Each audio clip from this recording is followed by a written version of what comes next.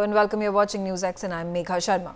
Afghanistan's Barmal district of Paktika province has been struck by a series of Pakistani airstrikes.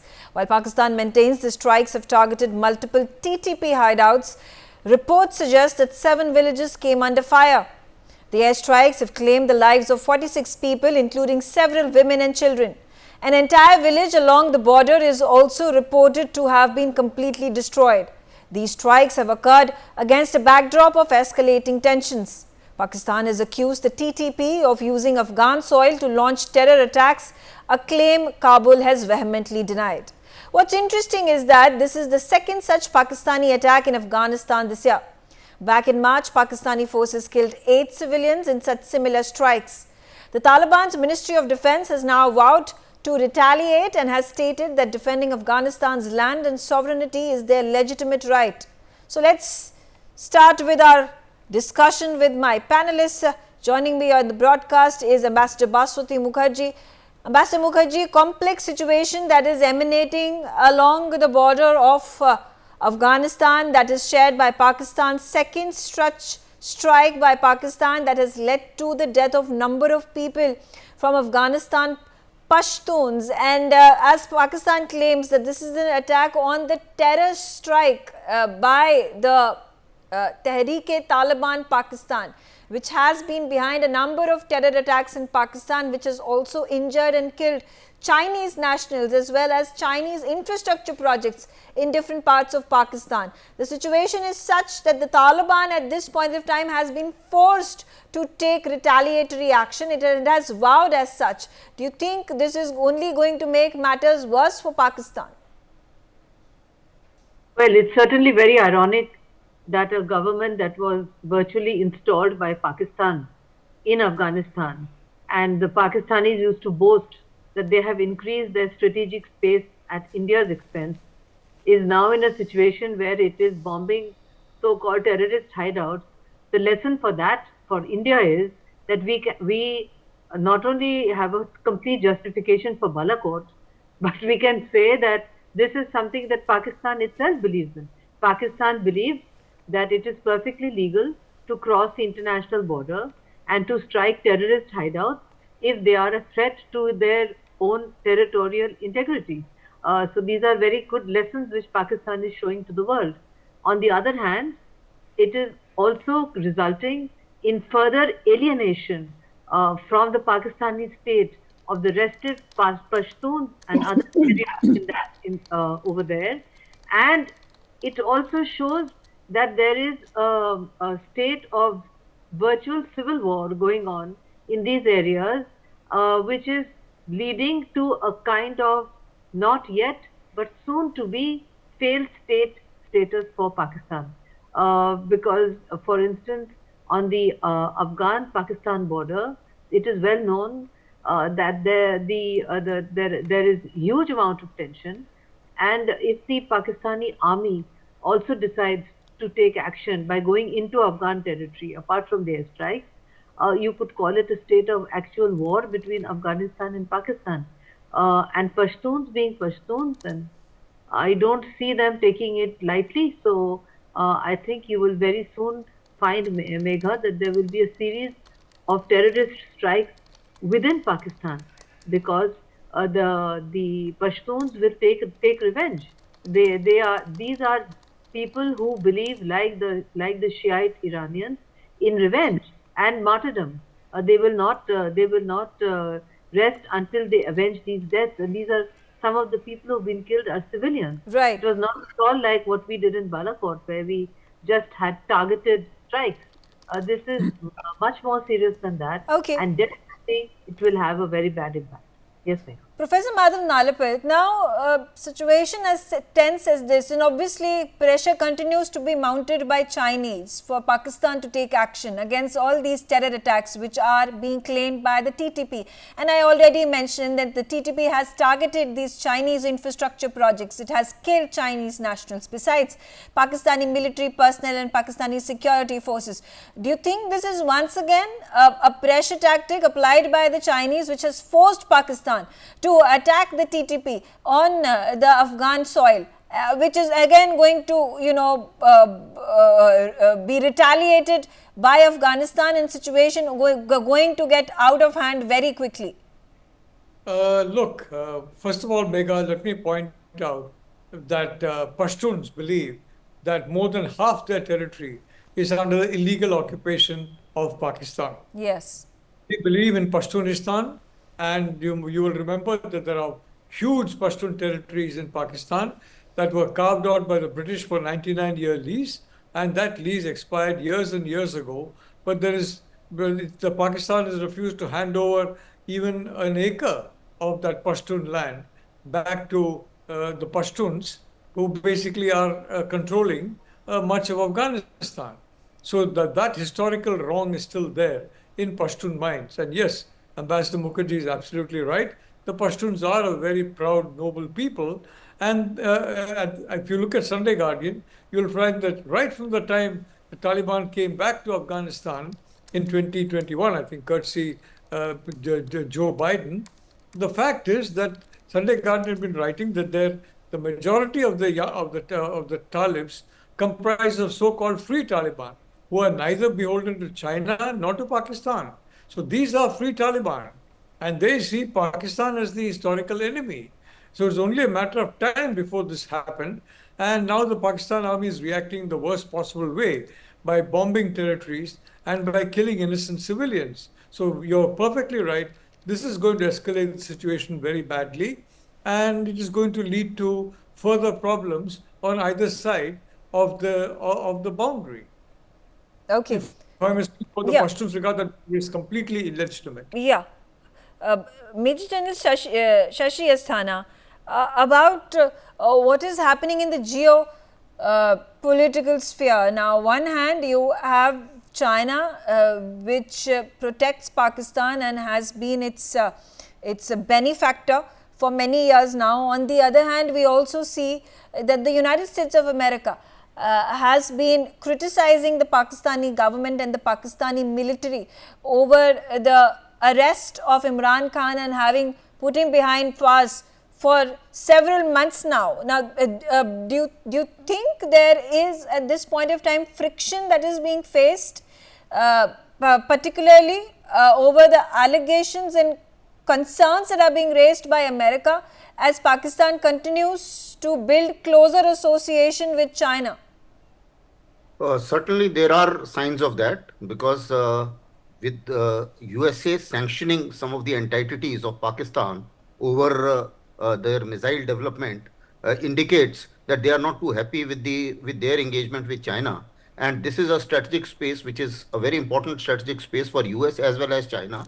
And US feels that they are slightly losing out, and therefore they are also tightening their grip over this. Now, coming back to the issue of the Afghanistan, let me put some statistics.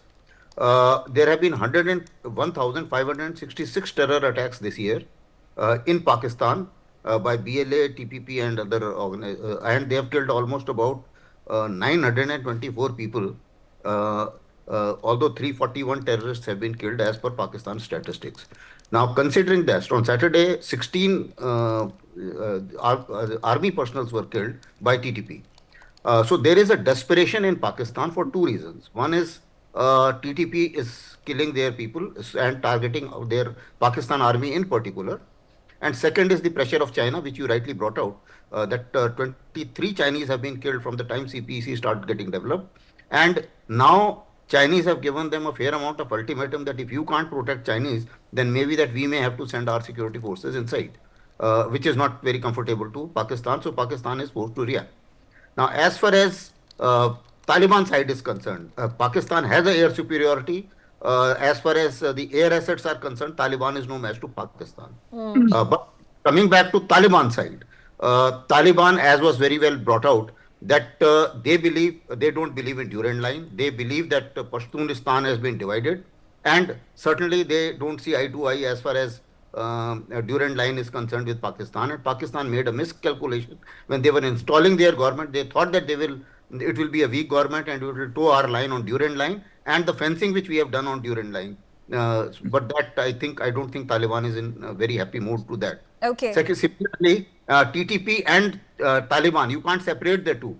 So even if Taliban said that our soil will not be used against terrorism, that doesn't mean that they will not support TTP. Both are one. So therefore, that also cannot happen. Now, as far as the reaction, my last point, as far as the reaction of Taliban is concerned, it cannot be an air attack because they don't have that kind of air assets and capability. But it will certainly be some border posts being attacked and some more intense terrorist actions being taken in Pakistan. That's what I visualize. Okay. But they will certainly Okay. react. Okay, Happy. Dr. Sandeep Tripathi, let's hear it from you as well over this very complex situation that has arisen, particularly with Pakistan playing the role of an aggressor in attacking territories of Afghanistan. What options does Taliban have at this point of time? Do you think the Americans are again going to meddle in the situation? See, as far as the option is concerned for Taliban, so we can see the kind of response they they have showed. They just retaliated that we will hit reply to Pakistan. So that means, and see, they are saying, Pakistan is saying that we have killed militant outfits. But Afghanistan Taliban government is saying that they have killed civilians. Yeah. So this is something the claims that is coming from the Taliban government, and Taliban government feels humiliated that it has violated a concept of sovereignty and the land. So they have a legitimate right to protect their own land and sovereignty. So this is something theoretical, defense from the Taliban side, that we are going to defend our boundary and the borders, and Pakistan has no intimidate, no right to humiliate, no right to attack on our civilians. As far as TTP is concerned, we all know that TTP has a historical grievances against the Pakistan authorities. So this is something, and Pakistan claimed that what is happening inside the Pakistan just because of the TPP. So they are counter blaming that what is happening just because of TPP. But Afghanistan government, Taliban knows that we have to hit reply to Pakistan, not in terms of the military retaliation, because we all know that Afghanistan government doesn't have such kind of military power as the Pakistan, and Pakistan is supported by the USA long time back and recently supported by the China. So this is somehow the game tussle that is going between the Pakistan and Afghanistan. But one fact is clear: this region is going to destabilize again, because the situation is very complex inside the Pakistan. Nobody knows who is going to be killed, and who is going to be killed, and who is killing to you. Okay. Someone insider. So this is something, a very complex situation, and we have to be very careful, because this is something which is happening in the southeast region. Okay, all right. Ambassador Basudhi Mukherjee, parallelly I did made a mention of it, and I'm going to explain it further and emphasize it that in the last 48 to 72 hours, United States of America has raised concerns that why have these civilians who were part of the Imran Khan's civilian protests that are taking place have been sentenced by the judiciary. There have also been concerns being raised by America and counter allegations being put forth by the Pakistan government and the Pakistan military, saying that United States wants to install an Imran Khan government in Pakistan. Now, why has such a situation arisen where traditionally US has supported the Pakistani military and government? Well, clearly it would appear that the present ruling dispensation in Pakistan has not pleased the Biden administration with regard to certain acts that they have taken. And in any case, all this is just theoretical, Megha, because we have to wait and see what would be the attitude of the incoming Trump administration vis-a-vis Pakistan. It would appear to me that they are going to be critical of Pakistan. Some of their pronouncements have made it very clear. In addition, regardless of which government is in power in Pakistan, they have been very supportive of the BRI, which also goes through POK. So all these acts which are happening on the Afghan-Pakistan border, as General Shashi Asthana also pointed out, could also be under pressure from China, because Pakistan is under China's debt trap, and there have been Chinese nationals who have been killed, and there is no doubt that Pakistan is under deep pressure from the Chinese to act. So they are actually caught in a cleft strip, and I don't think that the pressure from United States is going to bring about immediate regime change in Pakistan, unlike what they did in Bangladesh, because it also depends on the Pakistan army. And this time, the Pakistani army is divided because uh, there are many of Imran's supporters within the Pakistani army. So for the first time, the Pakistani army is not united on who should be the Prime Minister of Pakistan. And this is a situation where the army is divided. So it's not going to be such a simple thing to bring about regime change in Okay. Pakistan as it was in the past. It's Professor, become much yeah, Professor Nalapat again, what do you think should India be worried about? Does this incident impact India? And do you think the Taliban has the capacity to go out on an all-out war against Pakistan? Could it,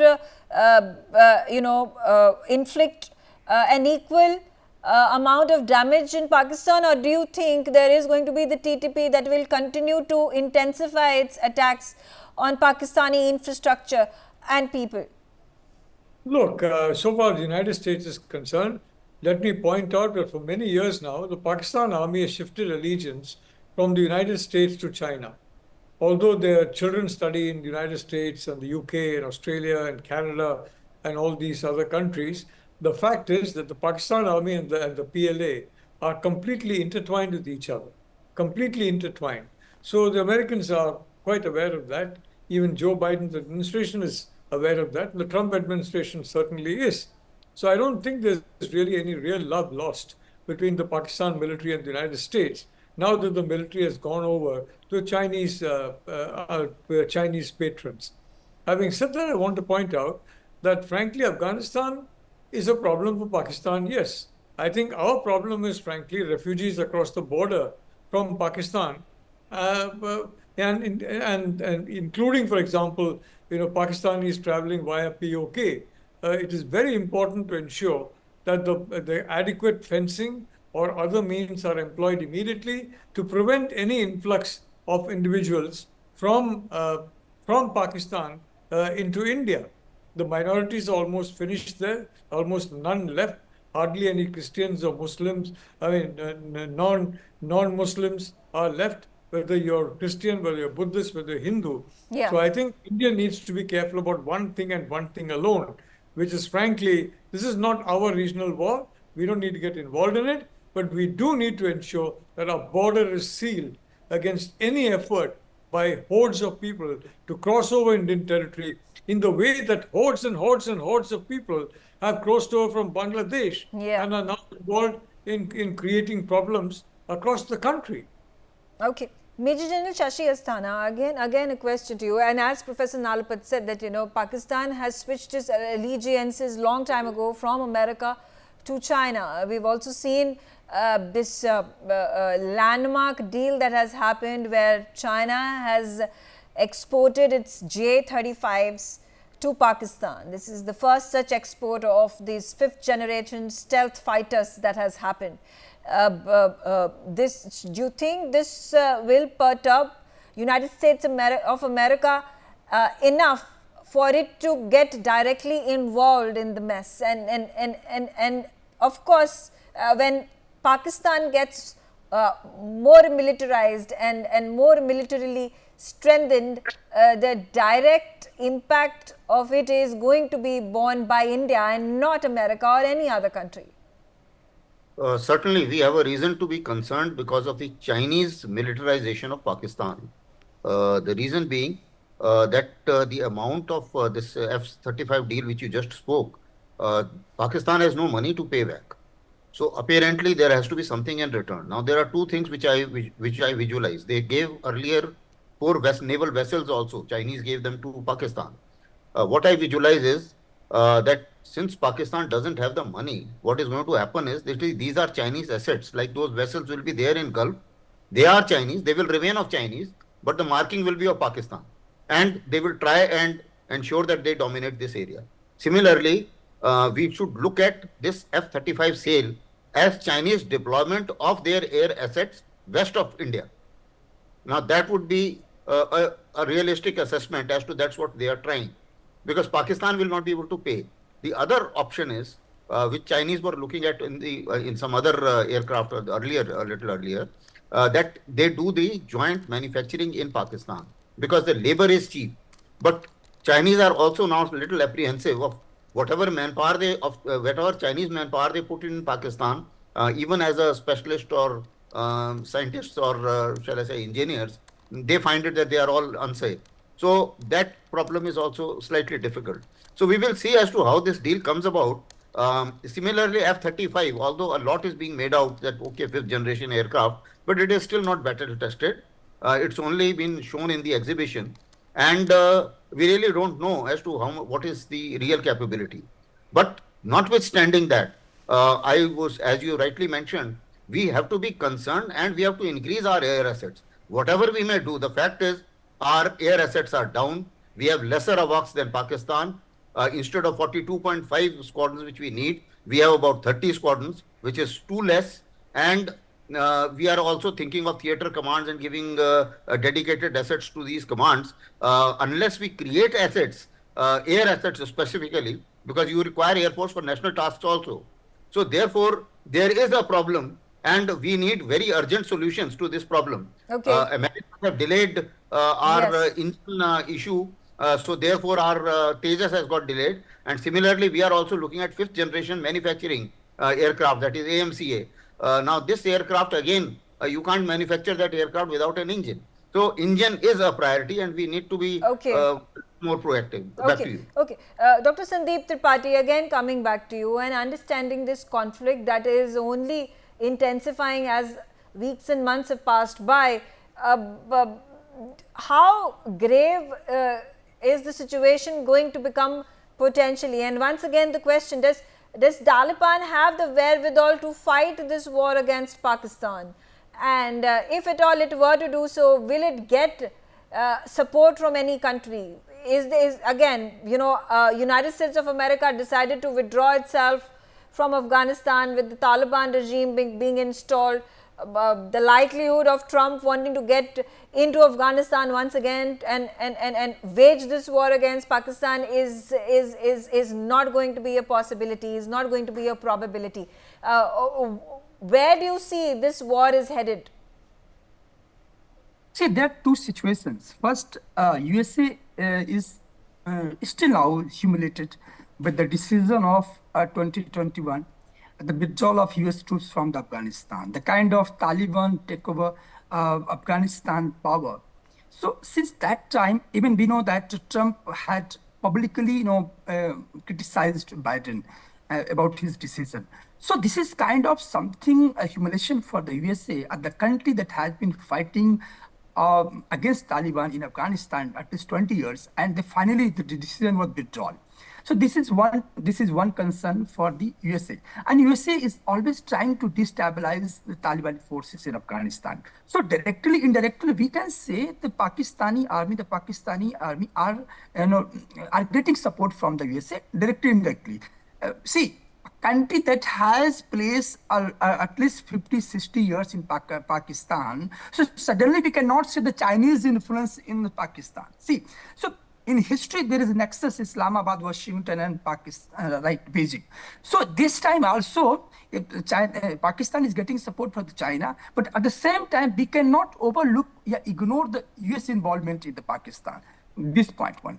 Second point is, as far as the Taliban government is concerned, we all know that there is no clear support from the world community. But at the same time, they have a resistance to retaliate. The kind of retaliation is coming from, the kind of aggression is coming from the Pakistan. They are known to how to fight and how to resist. And we have seen, and all the world has seen how they hit back to USA. So obviously the situation is going to be very, very worse. Okay. And we should Okay, not all take right. lightly Taliban. Fair enough, sir. All right, I'm out of time. I thank all of you for joining me on the telecast and sharing your views on this subject. And I'll take a quick short break. Thanks for watching NewsX.